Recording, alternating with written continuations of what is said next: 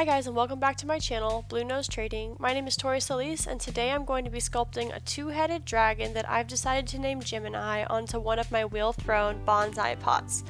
So the first thing I'm going to do is get some clay, and I'm going to work some water into it, and I'm going to start to form the body of the dragon. I made a single cut down the body of the dragon to set aside the clay for the heads, to make sure that the heads come out around the same size and use the same amount of clay.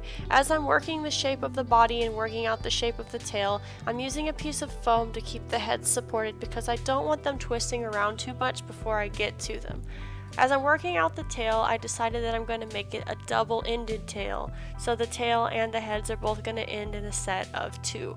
So I sculpted out these two pieces of the tail and I grafted them into the body itself, and I worked out this whole thing. I'm starting to shape the heads and give them sort of a similar look and make their necks a little longer and smooth out their form the way that I want them. I want them to be brothers. They're twins, but they might not be identical twins. They're going to look very, very similar, but I'm not shooting for them to be identical because that is just way too much work. So now I'm going to see how I want it to sit on the pot, and I'm going to slip and score it onto the pot. I decided that I was going to attach the tail separately because trying to get all of it attached in one go was a lot of twisting and bending that my clay really didn't need to go through. So I cut the tail off kind of near the bottom, and I'm going to reattach it after I get the body attached. Now that the body is attached, I'm going to put the clay on the pot and smooth out the joint where the tail was disconnected from the body itself.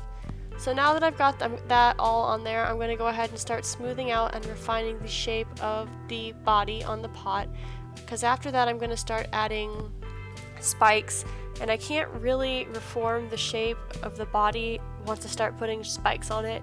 So that has to get done first. I'm also removing a lot of slip that was excess that came out from the joint.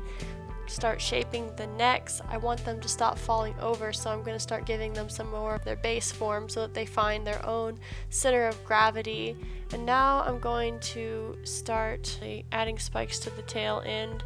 I'm working on these delicate parts first, and then I decided just to get some wet paper towels because this is going to take a long time and I don't need those delicate parts drying out. So I covered the bottom half in wet paper towel while I start to sculpt in the teeth. Teeth and spikes always take a super long time, and I always tell myself that I'm not going to do it this time because it just takes too long. Then I decide that it just looks too cool not to make the spikes. They are impossibly fragile, and I want the dragons here to have similar teeth, so I'm making them about the same size, shape, and placement. Like I said, we're going for brothers. So we're just adding in the teeth and finishing up the upper jaw. Once the upper jaw is done, I'm going to have to sculpt out the shape of the bottom jaw and add the teeth in, add the tongue in. For this series, I'm doing a coat of undercoat on my wet clay for the tongue and teeth to try to add some color to that, because it's like impossible to add paint to the inside of their mouth after I've attached the jaw to the head. So that's an experiment that's ongoing. I haven't fired anything from this collection yet to see if it's going to work or not, so it's still experimental, but I have high hopes for it and a couple other ideas for if it doesn't work. Maybe applying it thicker. We'll cross that bridge when we get to it. I've got the first jaw done. I'm almost done with the second jaw, just attaching it and refining the jaw shapes. Once I get the jaws done, it'll be time to work on their headgear. They're going to have two nice spikes coming off the top of their heads. Starting with this one, I want the head spikes to be longer, kind of pulled back. I didn't want them to look too mean. Since this one's name is Gemini, I was kind of hoping they would look more curious than anything. Like one's looking over and the other one's looking over like, yeah man, what is that? What's that? So now we are into the process that is spikes, and I have sped this up extra. I sped this segment up to 65 times speed so we can get through it. It takes a very long time to put all of these spikes on. Each one is sculpted with my fingers and then slip scored and attached to the body. I might be overkilling it with slipping and scoring it since the clays are the same amount of wetness, but I really want to make sure that they are as attached as possible because they're so impossibly fragile. They break off so easily. Even after they're fired, they're very, very fragile. If you'd like to see this process in 1.35 times speed instead of 65 times speed, you can find extended cuts to all of my sculpting and process videos on my Patreon at patreon.com/bluenosetrading. Extended cuts are exclusive to patrons. Mostly right now I'm doing sculpture and some painting videos. So if you're a patron and you'd like to see other parts of my process in real-time speed, just let me know and I will make those for you. But right now I have a lot of sculpture process videos in real-time speed, several hours long, so you can see all the nuances and details of what I'm doing as I'm working.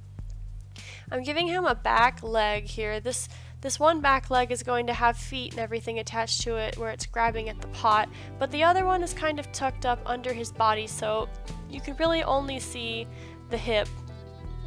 Now that I've got his legs attached, I'm going to continue on my mission of attaching spikes all the way down his body, all the way down his tail, both his tails.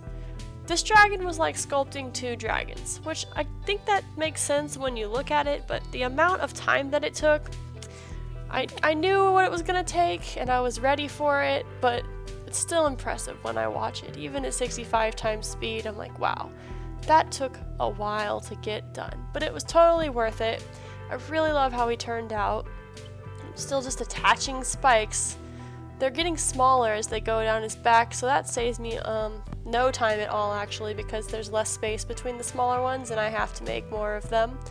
I ended up adding another spike to the end of his tail, but I think I finally got all the spikes finished. So now I'm going to go through and do some nitpicking and shaping, add some details to his face, sculpt out some of the details in his jaw and his body, details, nitpicking, and then I'm going to add this slip all down his backside, being extra careful to get on the underneath side too. The slip is going to give him a pattern that I feel resembles scales. Once I glaze it, it should look really nice depending on how it holds the glaze. I love the texture. So just going in between. I'm also using the slip to secure spikes where they need to be secured. I'm going to carve out a little more of his body, do some various nitpicking, and he is all done. So if you think he turned out pretty awesome, go ahead and give this video a thumbs up. If you'd like to see a weekly art video, you can subscribe to this channel, Blue Nose Trading. And for extended cuts and early releases to all the YouTube videos, you can become a patron of my work at patreon.com/bluenosetrading, and I will see you guys next week.